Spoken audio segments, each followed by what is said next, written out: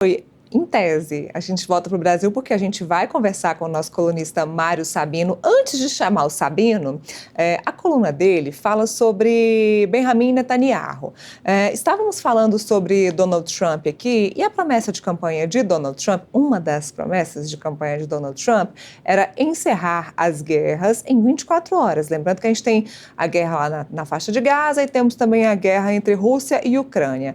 Ele disse que terminaria, que encerraria com essas guerras muito rapidamente, coisa que não aconteceu. Ele que meio que se ofereceu para ser ali o pacificador dos dois maiores conflitos que acontecem agora no globo. Isso não aconteceu. Pelo visto, Netanyahu e Putin querem sim e têm interesse em manter uma guerra eterna. Agora sim, eu chamo o Sabino, Mário Sabino. Seja muito bem-vindo ao Boletim Metrópolis. Obrigado, Nela. Tudo bem?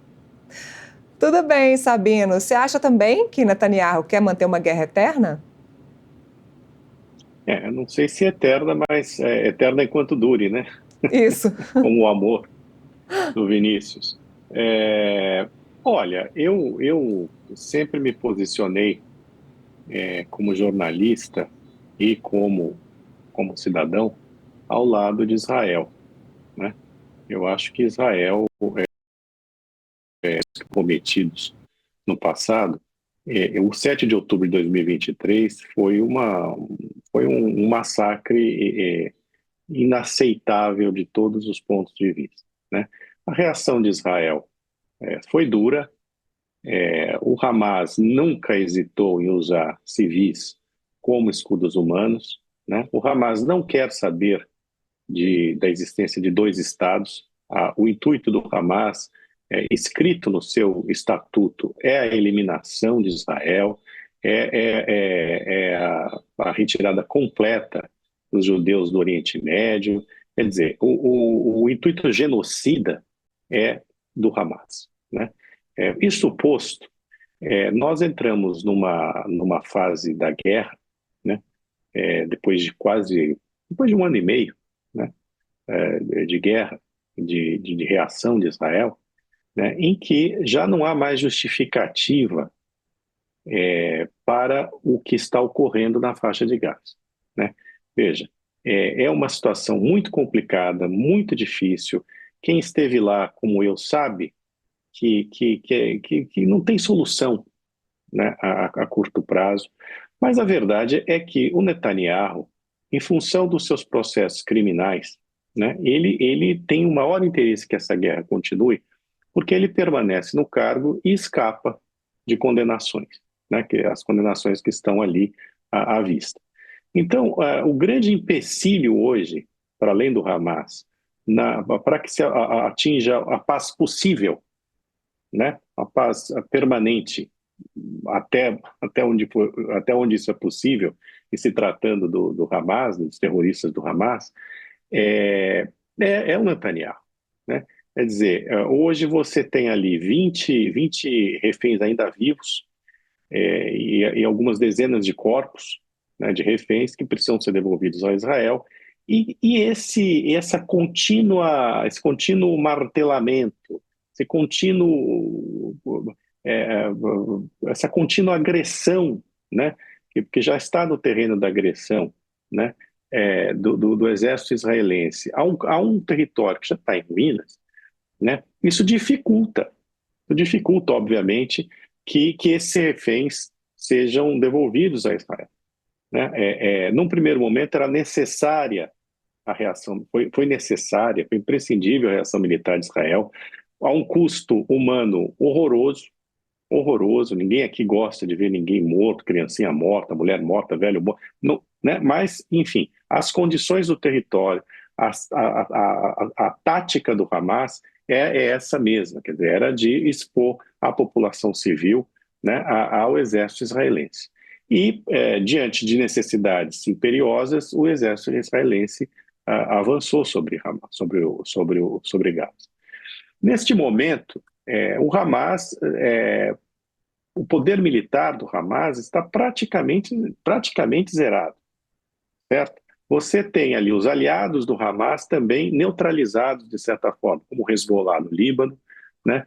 o aliado do Hezbollah na Síria, que foi derrubado, Bashar al-Assad, né? Israel também na Síria antecipou-se e destruiu boa parte da infraestrutura militar da Síria para não cair na mão desses recém-convertidos à democracia, esses fundamentalistas aí não confiáveis, que ainda precisa ver o que vai acontecer na Síria, né? O Irã também, que é o grande patrocinador do Hamas e do Hezbollah, já foi devidamente alertado por Israel, quer dizer, Israel mostrou que a Força Aérea israelense é capaz de atingir qualquer ponto do território iraniano, né? Os Houthis no Iêmen estão contidos pelos americanos. Então, assim, criou-se aqui um momento em que o exército israelense, quer dizer, poderia dar um passo atrás, né?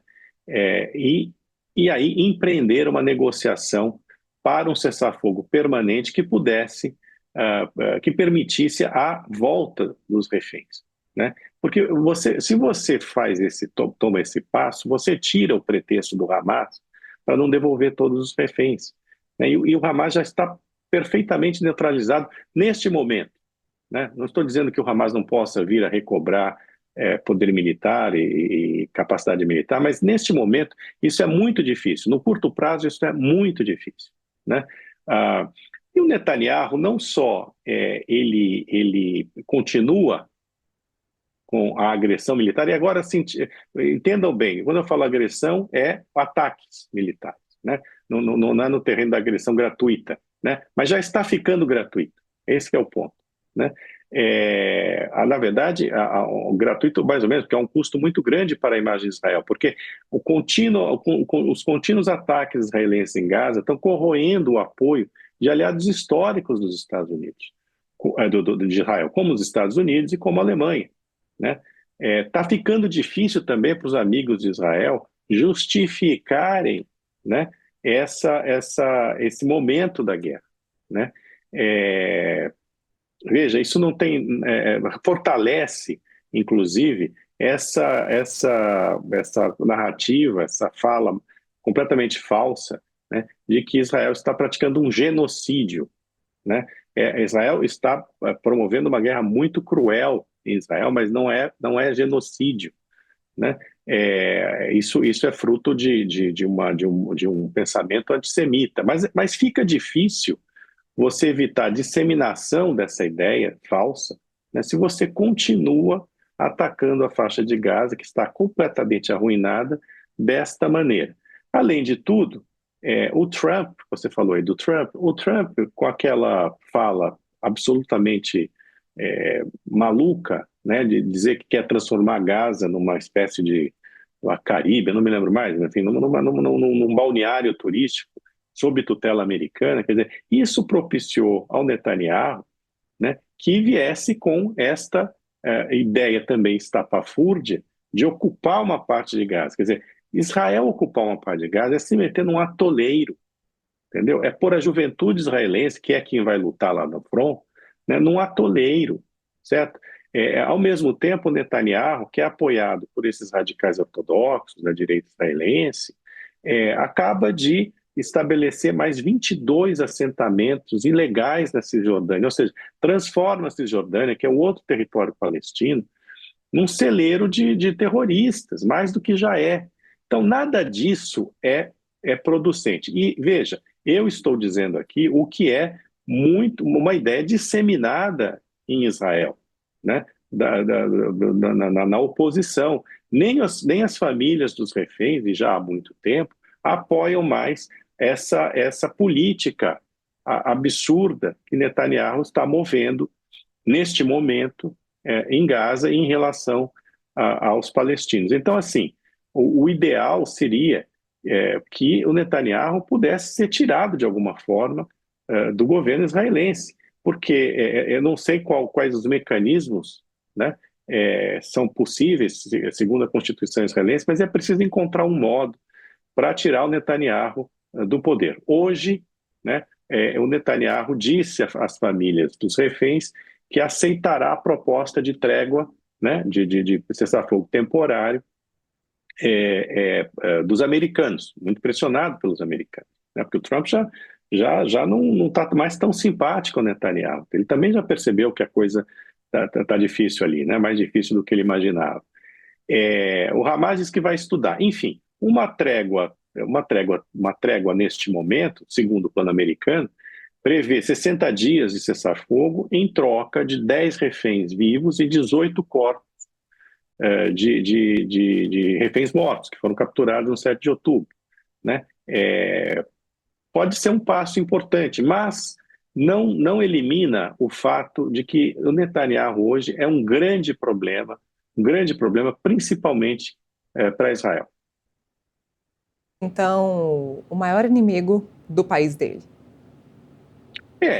Obviamente é uma frase para um efeito, tem um efeito jornalístico, né, para chamar atenção, mas sem dúvida ele é um dos grandes inimigos hoje de Israel, né, a pretexto de defender Israel. Veja, quando você coloca os seus interesses pessoais e políticos acima do interesse nacional, certo? Você passa a ser um inimigo do seu país, né? E é isso que está acontecendo hoje em Israel, a meu ver, mas repito, não só a meu ver, mas segundo muitos observadores, muitos israelenses, né, que estão legitimamente preocupados com o andar dessa carruagem.